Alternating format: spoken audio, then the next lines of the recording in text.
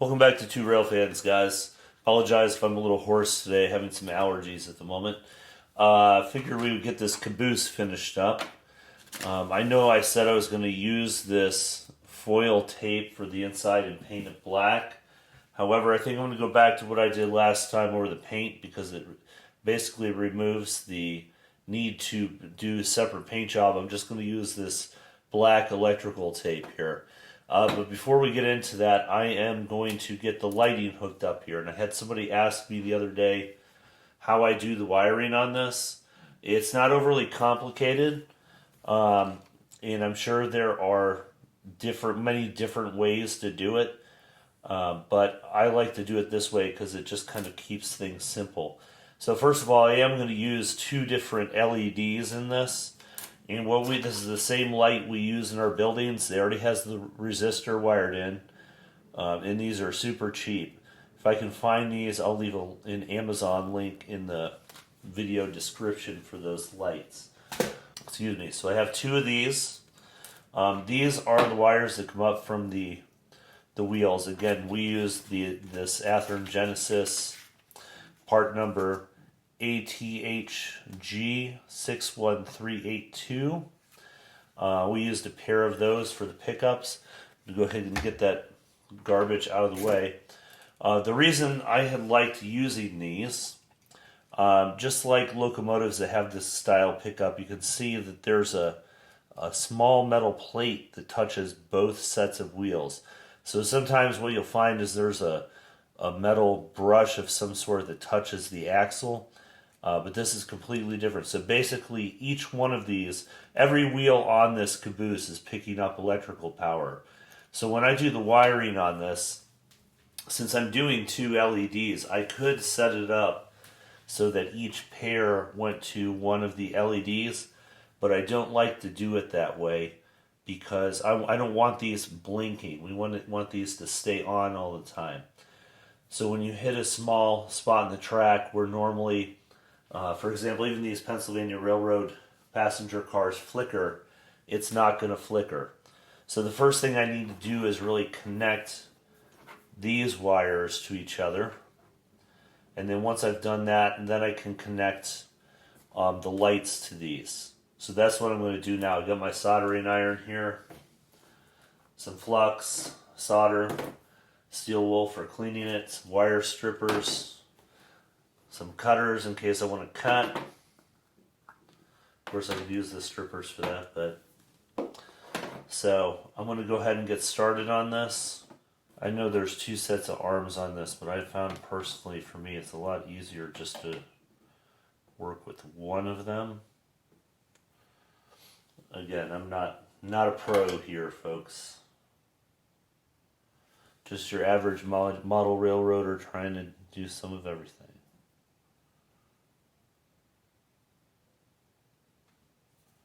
See if we got that to stick. That's good. So obviously I'll come back and put electrical tape on that, but I'm going to finish doing this other stuff here first. Let's get all the soldering done. Alright, we're all set with the wiring, so I'm going to go ahead and get my soldering iron cleaned up and put away, and we will move on to the next step. Before I get all this wiring tidied up and put away, I'm just going to make sure these lights actually work. So as soon as I turn track power on, make sure I'm on the track here, these lights should come on. And we got it. My engine wants to go already. We see those are already on. So I'm going to go ahead and turn track power off. I'm going to get the controller out of the way here. And we will get this stuff closed up. On the other caboose that we did, I had put a person on the back with a temporary adhesive, which was just some of that RTF silicone stuff.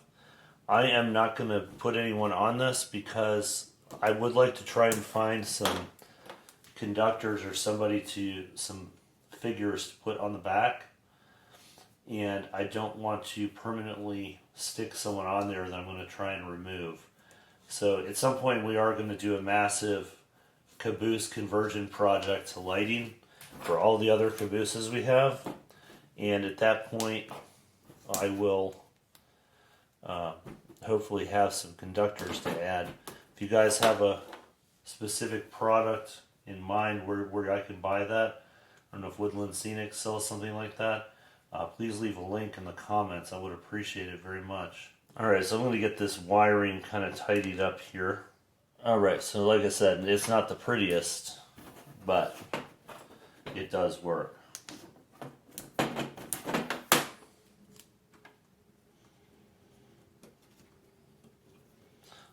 And again, there are cheaper solutions for all of this, but this is a solution that, using out-of-the-box products like the LEDs and the pickups, you can get this wired pretty quick.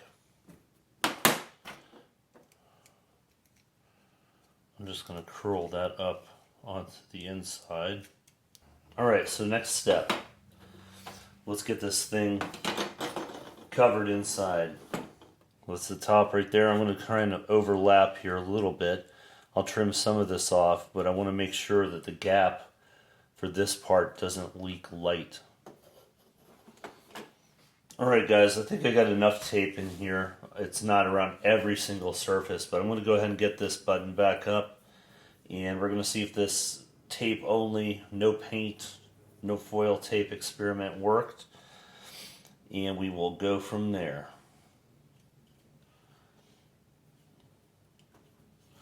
Make sure I don't pinch any of those pickup wires as I get this back on.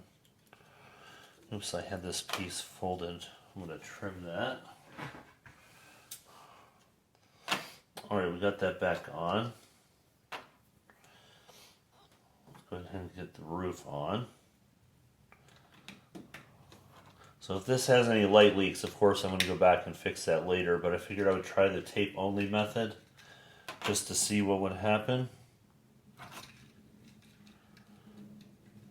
It really is so awesome that you can get these Cabooses now with the light already on them, and just model railroading's come quite a long ways, but it's such a fun project anytime you can get one of these vintage pieces of rolling stock or locomotive back up and running on your layout. Alright, I'm going to go ahead and put this on the track here. Alright, track power. Hey, we have Caboose lights. So it looks like the tape did a pretty good job. Just I have one spot on the roof here I need to touch up. I'll get that later. But in general, it looks pretty good. So I think the tape by itself will work. I'm just going to have to be careful to get every single area inside the shell of the Caboose. But I think it's easier working with that tape. Let me go ahead and mute this thing. Alright, I don't really want sound for this one. So anyway, it looks like the tape did a pretty good job. I will say you'll see some places on the roof here where I did not get the tape as well as I should have. So I am going to add some more of that. But I think honestly it's a lot easier working with this than the foil tape. So I am going to take the time and go back and do that. I'm going to have to take this end off again anyway, just to get the person glued in there when we do finally get some conductors. But hey, why don't we take this for a spin here? So we got our Burlington switcher, the 3 Burlington boxcars, this Union Pacific gondola, and then our Burlington Northern Caboose. These are the 5 pieces that we just got upgraded with the trucks and body mounted couplers. Let's take it for a spin.